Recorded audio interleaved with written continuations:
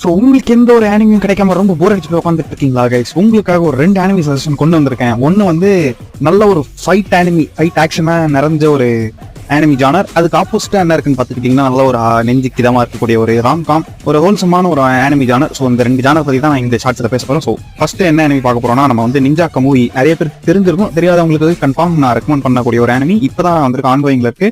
இன்னும் ஒரு எபிசோட் இருக்கு பாக்கி முடியறதுக்கு இந்த சீசன். உண்மையில சொல்லணும்னா தாறுமாறான ஒரு ஆக்ஷன் சீக்வன்ஸ் நிறைஞ்ச ஒரு ஆனிமி. அதே சமயம் உங்களுக்கு ஸ்டோரியிலே எந்த ஒரு குறையுமே இருக்காது.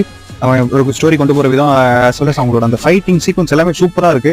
உங்களுக்கு இந்த மாதிரி நல்ல ஒரு வெறித்தனமான ஃபைட் எல்லாம் பிடிக்கும் அந்த மாதிரி ஃபேன்னா நீங்க வந்து கன்ஃபார்ம் இந்த அனிமி செக் அவுட் பண்ணலாம். ஒரு ஒர்த்தான ஒரு அனிமி. ரெண்டாவது, எனக்கு இப்போ ரிலீஸ் ஆகி ஒரு 5 எபிசோட் போய்கிட்டு இருக்கிற ஒரு அனிமி வந்து studio apartment good lightning angel includer.